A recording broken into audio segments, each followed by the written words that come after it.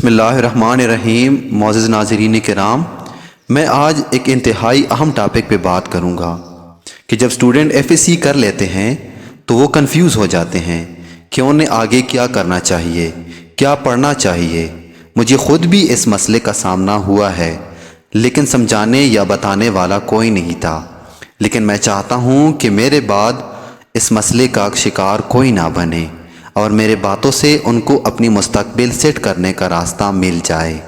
آج کا جو میرا موضوع ہے وہ ہے انٹرمیڈیٹ کے بعد ایک سٹوڈنٹ کو اپنی کامیاب مستقبل بنانے کے لیے کیا کرنا چاہیے۔ میں آپ کو یہ نہیں بتاؤں گا کہ آپ کو کیا پڑھنا چاہیے یا کون سا ہنر سیکھنا چاہیے وغیرہ وغیرہ۔ اس کے لیے آپ کو اور بہت سے حرفِ مولا مل جائیں گے۔ میں یہاں صرف چند باتیں عرض کروں گا جو کہ کامن ہے اور وہ سب کے لیے ہے۔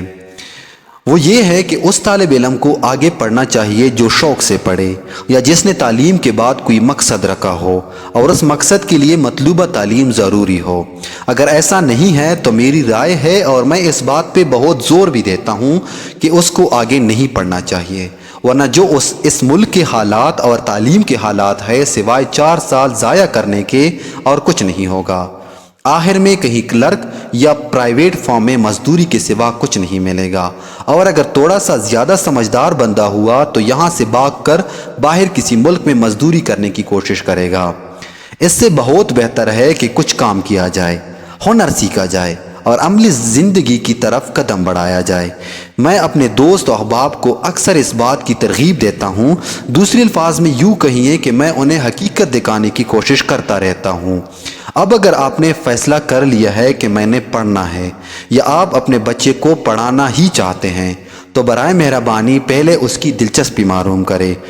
اسے ایسا ماحول دیں جس میں وہ ہر طرف سے آزاد ہوں، وہ کہنے کی ہمت کر سکے جس طرف اس کا دل ہو، حتیٰ کہ جب اسے معلوم ہو جائے کہ کون سا مضمون پڑھ سکتا ہے، کیا کرنا چاہتا ہے، اس کے بعد اسے ایسے تعلیمی ادارے میں داخل کروائیں جہاں واقعی سکھایا جاتا ہو، نہ کہ صرف وقت گزاری ہو۔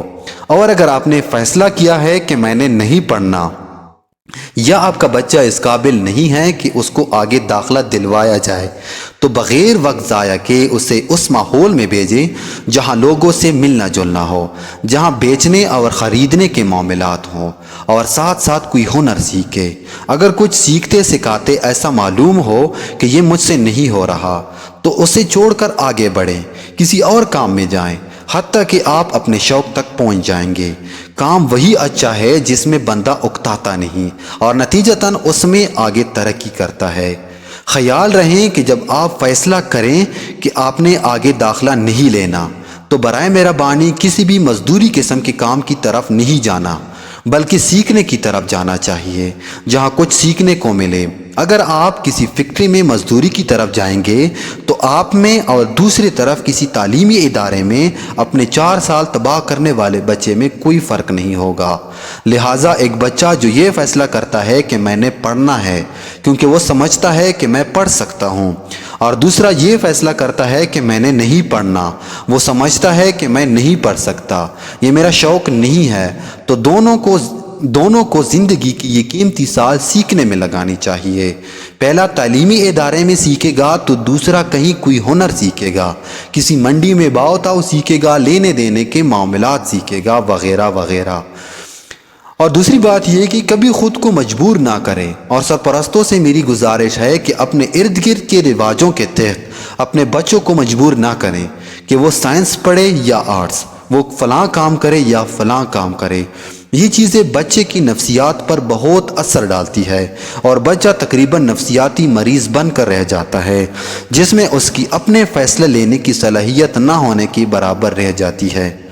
ممکن ہے کہ میری ان چند گزارشات کو آپ اس وقت اہمیت نہ دیں، لیکن میں پوری یقین سے کہتا ہوں کہ اگر آپ میری ان باتوں کے خلاف جائیں گے تو ایک دن کہیں بیٹھے ہوں گے اور میری باتیں یاد آئیں گی کہ میں نے اپنے ساتھ ظلم کیا، یا میں نے اپنے بچے یا کسی شاگرد کے ساتھ ظلم کیا کہ وہ نہیں کر سکتا تھا جو میں نے اسے کروانے کی کوشش کی۔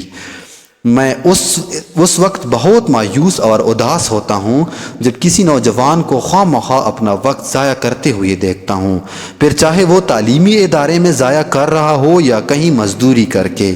دل بہت چاہتا ہے کہ زبردستی اس کی بھاگ ڈور اپنے ہاتھ میں لے کے صحیح راستے پہ لانے کی کوشش کی جائے، لیکن دل کی کیا کیا جائے؟ دل تو بچہ ہے، کچھ بھی چاہتا ہے۔ دعاؤں میں یاد رکھیے۔